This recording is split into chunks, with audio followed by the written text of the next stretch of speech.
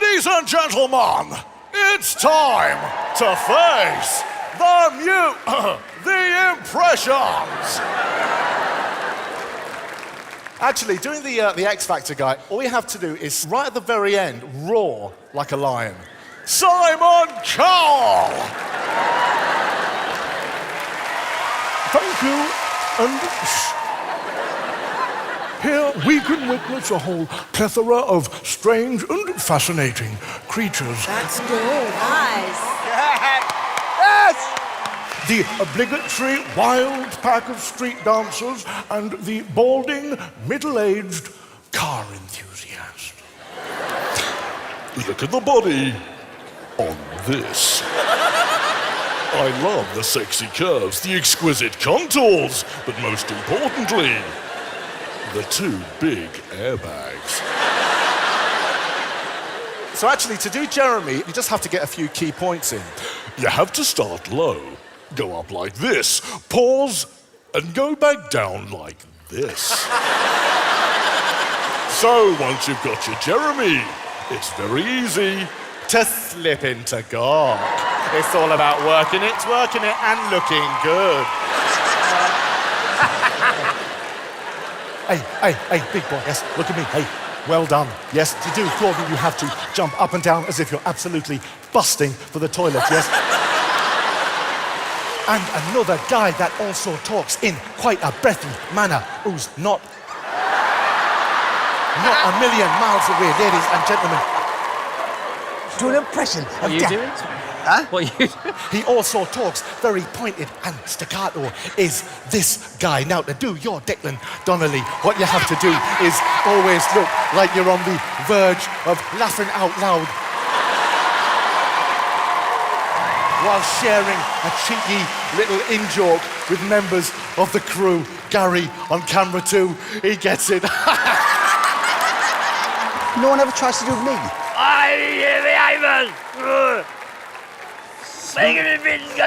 Who's this? If Declan Donnelly ever decided If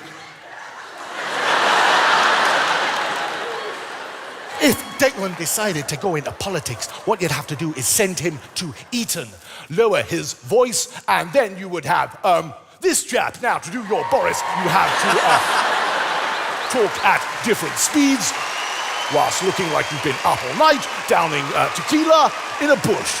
Good night. Thank you.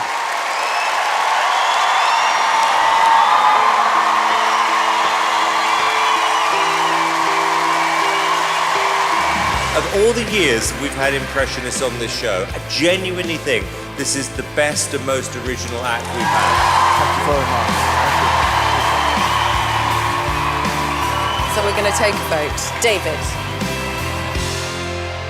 It's a very easy yes. Thank you. Alicia. I'm saying yes. Simon. Absolutely hilarious, Darren. 1,000,000% yes. I've got nosy neighbours now. Yeah, I've got them, yeah. Can't turn back now. Real nosy as well. Ian, number 72, yeah. Big guy, always takes the bins out first, yeah. You didn't want to know me before. You want to know me now. He said to me, you look more familiar. Have I seen you somewhere recently? I said, yeah, prison, D-Wing.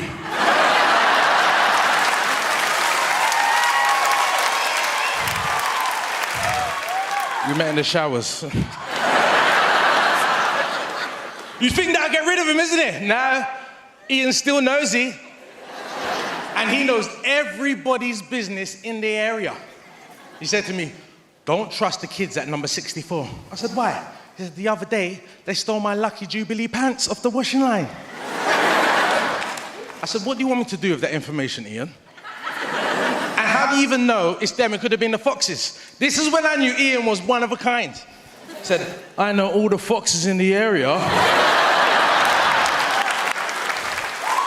And they would never do that to me.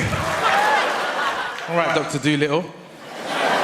And I just want to say thank you for everyone that voted for me on the semi-finals. Thank you, everyone.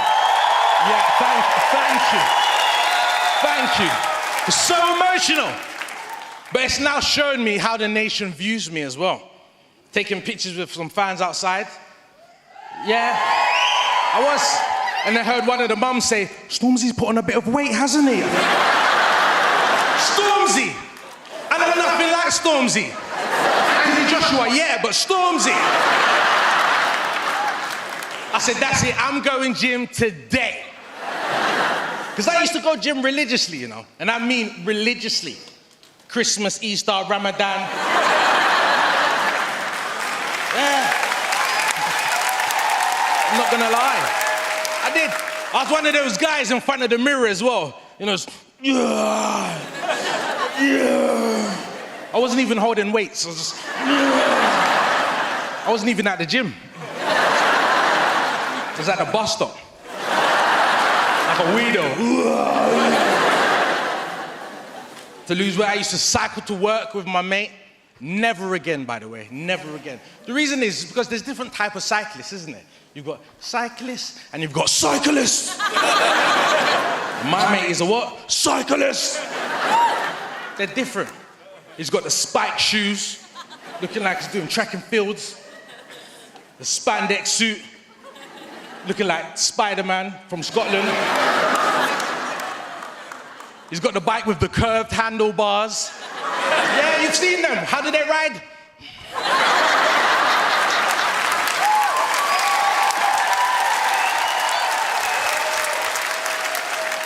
Meanwhile, I'm on a Boris bike in my work shoes, trying to keep up with Mr. Tour de France.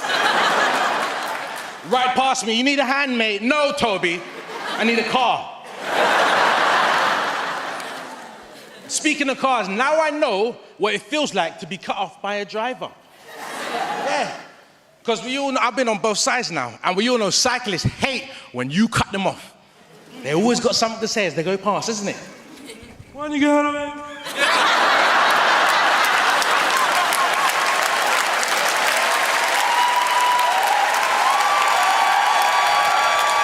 It's true. It is so true. So I said, forget all the cycling, that's not for me. It's not for me. I stick to dance, I love a bit of dance. Yeah, that's right. Calm down, David, stop flirting, I'm taking. I dance to anything as well, anything. I don't care what when my doorbell goes off, I'm like, boom, boom, boom. Boom, boom, boom. Yeah. Open the door. Naked to my nosy neighbors, boom, boom, boom. Yeah, by the way, Ian, boom, boom, boom. That's my time, my name's Axel Blake. Thank you. Thank you. We got to start with you. You're Golden Booker after all. Wow.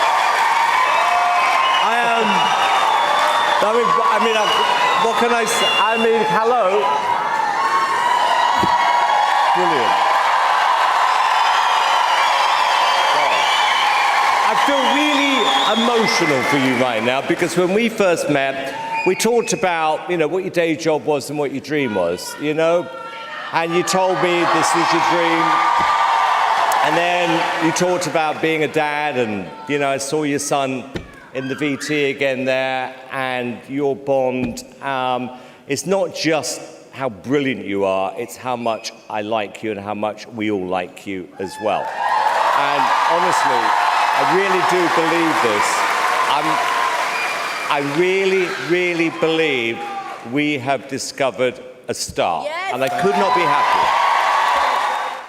I had a terrible breakup a couple of years ago.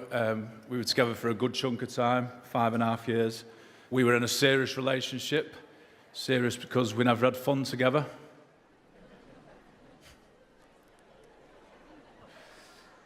It was a bit of a low point, actually. I remember it was Monday night. I'd been back at home with Mum and Dad for about 2 weeks, and I found myself typing into Google, is it normal for you to miss someone that you've broken up with? I did learn one thing from that Google search, and that's that I must be very feminine. Every single answer was aimed at women. Of course, you'll miss him. I'm going, it's her. Remember the reason you broke up with him? I'm going, it's her. So I just went to the shop and got a big bag of Maltesers, a bottle of rosé, and had a bath bomb. It's a cracking night. I love a bath bomb, me. It was actually my ex-girlfriend that got me into them. She bought me a couple for our last Christmas together. I mean, it was a rubbish main present, I'll be honest with you, but... As I said, we're not together anymore, but she lives on. She lives on every time I go into Lush to buy myself a bath bomb. I can't admit I'm buying bath bombs for myself. It's not a very manly, masculine item to buy, is it? So I wander in there like I don't know where I am. My girlfriend sent me. She's after some bath grenades. I don't know what they are. She don't like the glittery ones, I know that much. Get stuck in her chest there. Oh, no, she just don't like them. I love a bath generally. I don't always have a bath bomb. They're £4.50 a throw, aren't they? They're for birthdays and Boxing Days, special occasions. And I've got a little tip for you, gents in the room. I can't speak for the ladies. If you are having a bath with a bath bomb, a lot of people fill the bath, throw the bath bomb in, and then get into the bath. I don't do that. I fill the bath, I get in the bath, and then bath bomb under the... Get a little bit more for your £4.50. So that's me. That's me. Thank you. It was like being at an Oasis concert, and the music's run out, and Liam decides to tell a few jokes. They're really funny. Cheers. And I'm with you with the bath bombs. I absolutely get it. He loves the bath. Oh, right. You always wait till you're in the bath, trust me, before you drop it. That's what it's all about. So I thought this wasn't going great, but actually you completely turned it around, Mike, and you're one of my favourite comics we've had on the show so far. Oh, cheers. So, let's give it up for Celebrity Jukebox. This show is the show where celebrities get the chance to choose a tune, choose a vocalist, and mash it all together. So here's our first guest. Well, hello there. Oh, look at her. Amanda sat down there in a chair with a lovely fur there. I would like to hear our Meatloaf singing My Old Man for my Bobby. Yes, come on. This sounds good. My man said, follow the man. My old man said, follow the man, but don't dilly-dally. We like that. We like him a lot. Won't do that. Thank you very much. Who I say, Pauline. I'd like to hear a little bit of Frankie Sinatra doing a good old bit of East End Rabbit by Chaz and David. So would I. Who wouldn't? Come on, hit us. I love it. You know you won't stop your talking. Why don't you give it a rest? You have got more rabbits than Sainsbury's. It's time you got it off your beautiful chest. Who I say. You won't stop talking.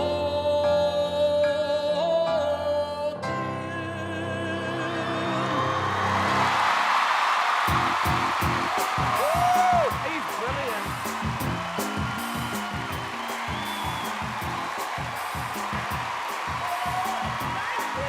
That's brilliant. Very good. Good idea. You're kind of like refreshingly bitter, and I like that. Yeah. I thought the act was great. I thought it was original. Oh, thank you. No, I really like you. One of my favourite we've seen. Oh, thank you very much.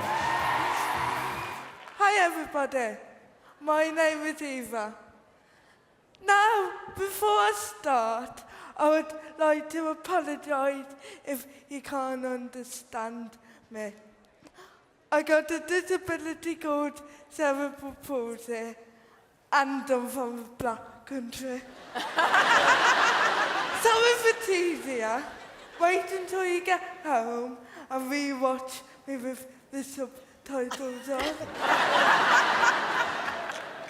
My full medical diagnosis is spastic ataxic quadriplegic cerebral palsy.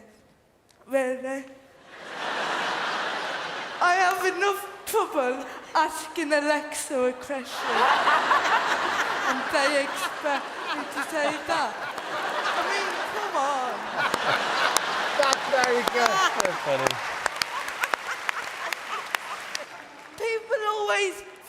sorry for me when I tell them about my disability. But I'm like, well, my mum's ginger, my dad's bald. So I'm the lucky one.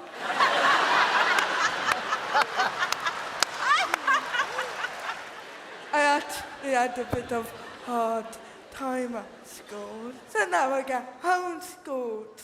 My daily day consists period 1 English, period 2 Homes Under the Hammers, period 3 Loose Women. So who's laughing now?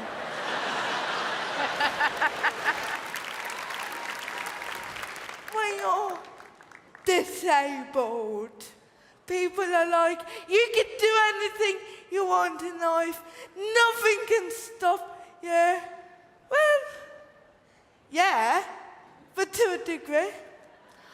I mean, who would want someone like me with tremors to perform life-saving heart surgery on them? or here, we want me to give him a new haircut.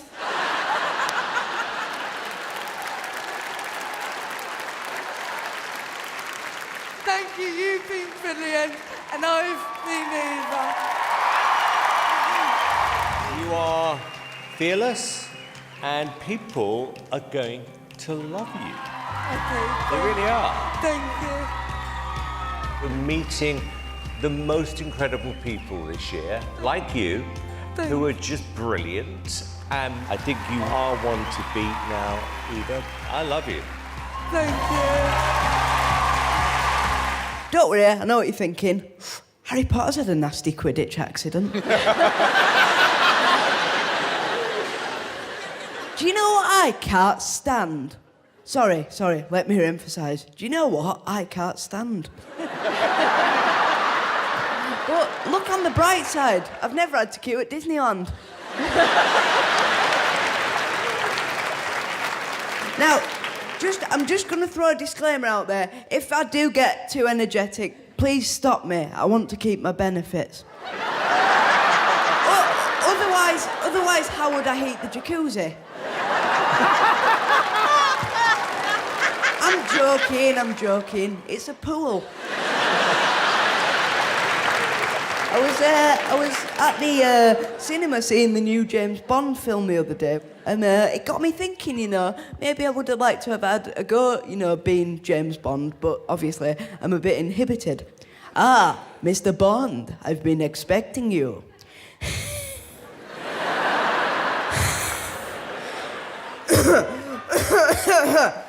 No lift.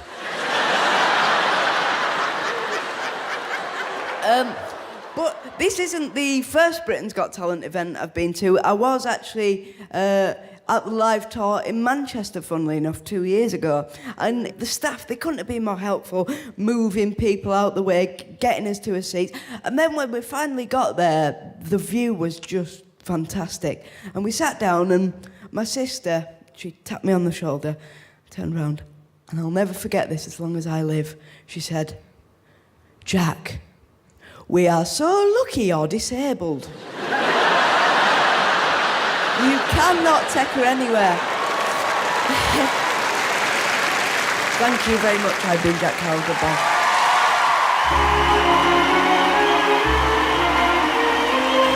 Well, I've got to tell you, Jack, you've got one of the most refreshing attitudes. You made fun, of what you've gone through, and you made it funny, which is really, really difficult. You've just got an incredible personality. And I'm really happy that I met you. Thank you.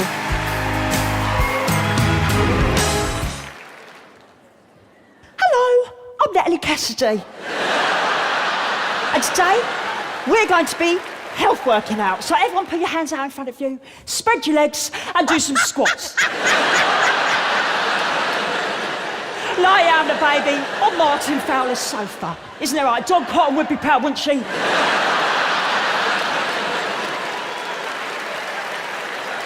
Ooh, It's so nice to be here on my wee show.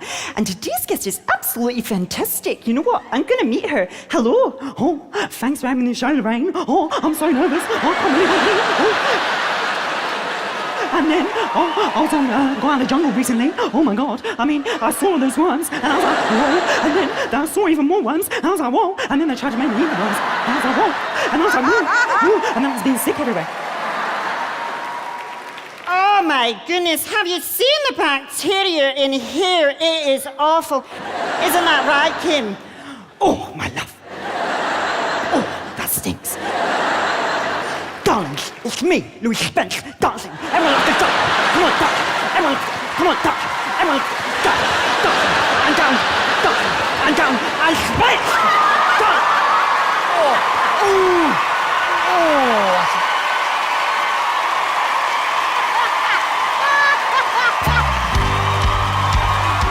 It was like the world record for how many impersonations you can do in 2 minutes. I found it difficult to keep up with some of them. The ones that worked were great. Oh, thanks. But you are a naturally funny guy. Oh, thanks. Slightly bonkers, but I like that. Music, start!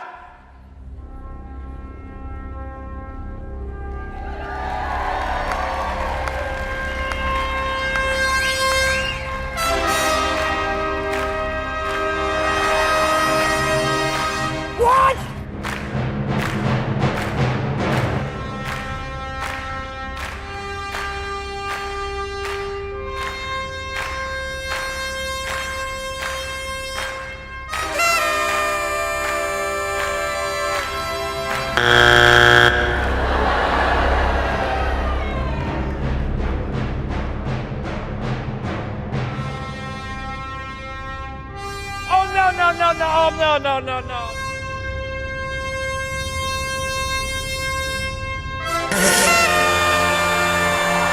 This is the act I've been waiting for, guys, all my life.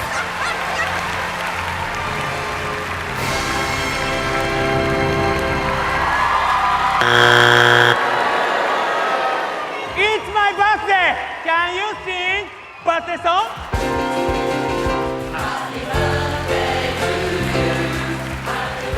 What's going on right now? If he blows out birthday candles with a fart, put him through.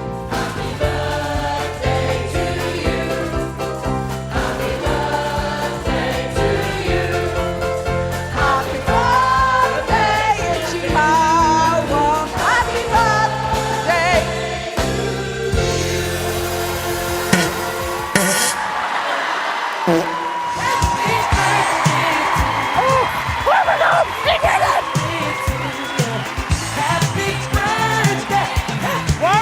One more!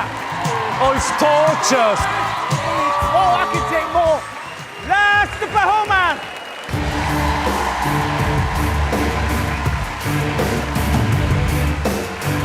What? It's gonna burst the balloon.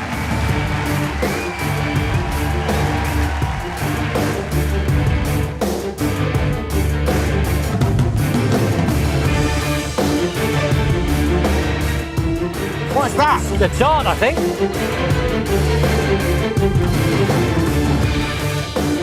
Oh no!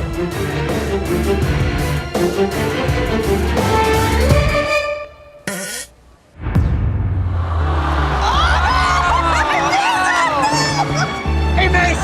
Hey, mate! Get one more! Go again, yeah! Let's go! One more!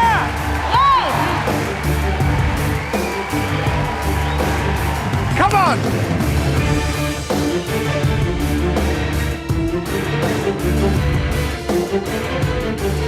Come on! This is it. This is it!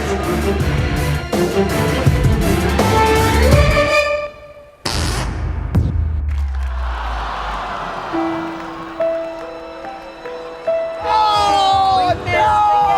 Oh, I just wanted to do it now.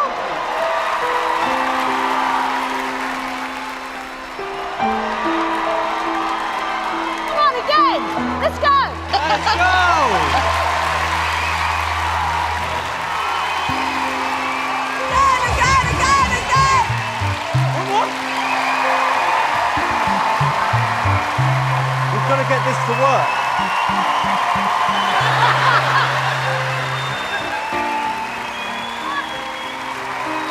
Can I help? Yeah. Let's get this a bit closer.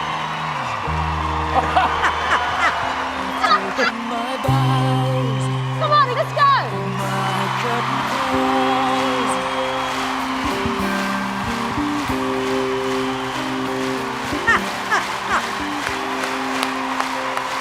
Come on!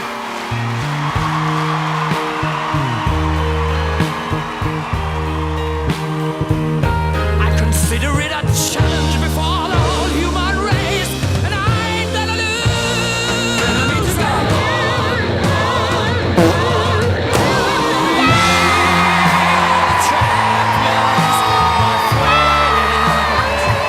Yes! At last!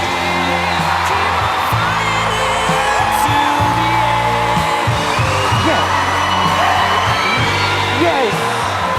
We did it!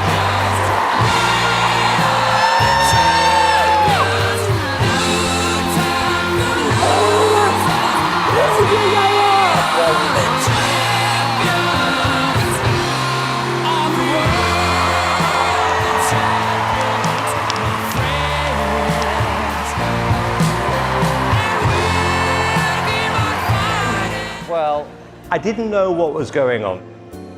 I genuinely hadn't got a clue. And then I understood. I remember watching Rocky for the first time, thinking one of the most suspenseful, exciting end of a movie I've ever seen. And that was up there. I've never wanted a balloon to burst so much in my life. Take that buzzer away. I'm thrilled to give you your third yes.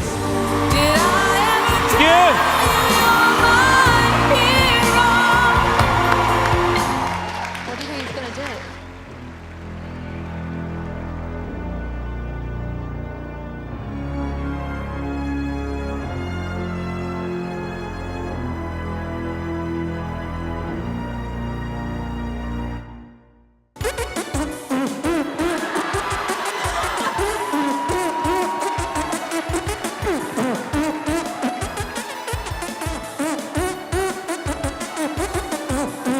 Oh, can you do that? How does he do it in tune, though?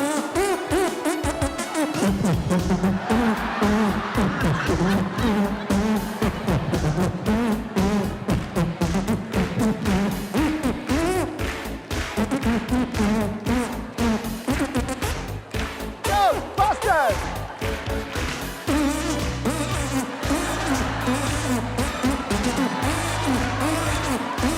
I'm going to go.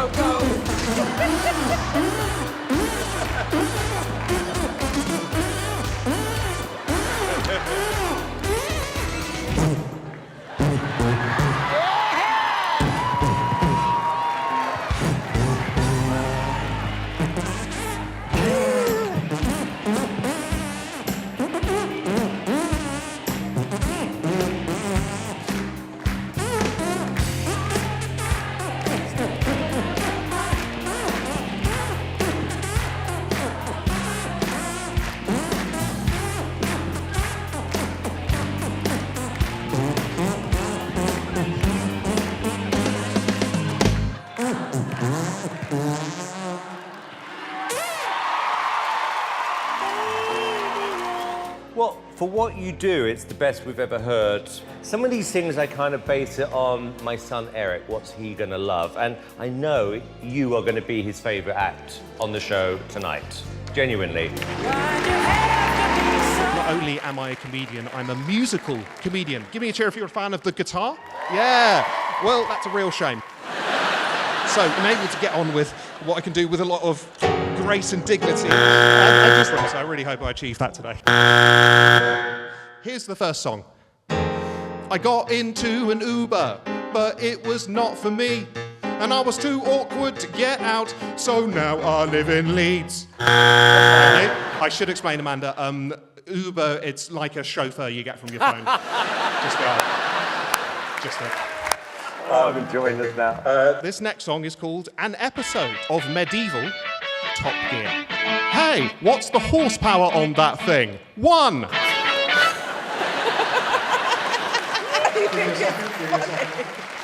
Simon loves it. I knew a girl who had a smoking habit, and that's why she was a terrible nun. Oh my God, Simon finds this funny. Now we're in trouble. Thank you very much. Thank you. Oh, Bennett, you've made somebody very happy. Actually, it was funny. Thank you. Oh, really? I actually don't find comedians that funny, but you've made me laugh. Thank you very much. Hi guys. My name is Fred, and I'm going to start with an apology actually, because every time I get near a microphone, my voice gets even posher than it already is. I'm looking around, I can feel the plum in my throat just ripening at the sight of all of you. It's weird. I've been thinking about it a lot recently, and when you grow up privileged and posh, your parents do everything they can to keep that privilege hidden, right? So your education is private, your banking is private, your healthcare is private, but then at the end of all of this, they're also like, oh, and here is your incredibly private accent. That'll help you stay completely under the radar. So yeah, I am quite posh. I'm also quite gay, which was a surprise to a lot of people, myself included. I actually found out I was gay, not through anything revolting, like accessing my emotions, but through my bank manager. Because when you're posh, as I said, you get given a private bank account by the king. And these banks are staffed exclusively by middle-aged white men called Jerry. And Jerry rang me one very hungover Sunday morning, many, many moons ago, and he said, "Hello, Freddie." And I said, "Hello, Jerry." And he goes, "Look, a bit of a sticky wicket. We've actually found fraud on your card last night. And we'd like to go through your transactions to find out when the fraud started and when your transactions ended." And I said, "That's a great idea, Jerry." And he goes, "Excellent. At 8:30 p.m, you spent £24 in gay." And I thought to myself, that's not how you pronounce it, Jerry. You then spent £26 with the Admiral Duncan, possibly a client of the bank, before withdrawing £2,000 in Lagos, and then spending a further tenner renewing your subscription to some kind of foreign field sports website called Czech Hunter. And I thought to myself, fucking hell, Fred. Firstly, you've got to stop these midnight trips to Nigeria because they are wild. But secondly, I think you might be gay. But the great thing is about being posh and gay is one can go abroad to do it. Just pop along to Southern Europe, where everyone's pretty gay anyway, be as gay as you like. And that's exactly what I did. I went to live in Paris after uni, which, as we know, is very Southern Europe. And I had sex with a guy for the first time, and it was great. But all I could think about, weirdly, was school. Not because back then I'd yearned for it, although obviously I kind of had. I remember reading Down and Out in Paris and London thinking it was a manual. But also because, like, I don't know, many of us remember this, but back at school, just the word gay was ubiquitous slang for shit, right? Everything bad was gay. Maths was so gay. Your parents, problematically, were so gay. The weather could be so gay. Wind forward to Paris, and there's a guy's dick in my arse, and all I can think is, oh, this is pretty fucking gay. I mean, I wonder what the gay weather's take on this is, because, you know, like, it's pretty outrageous. But I should have known, really. I first went to boarding school when I was 7, and when I got there, I opted to play the bagpipes. Is there a gayer, louder cry for help than the bagpipes? You're blowing one end, fingering the other, and there's a sack in between. But no, I did actually quite like it. I like my school. My parents chose it because it was close and rural. And if you think about it, a close boarding school really defeats the fucking point, doesn't it? It's very much a sign that the adoption papers were just a bit too tricky. And even then, even at the age of 7, even in between all the fucking mud baths and ferreting that went on there, that reality did kind of dawn on me.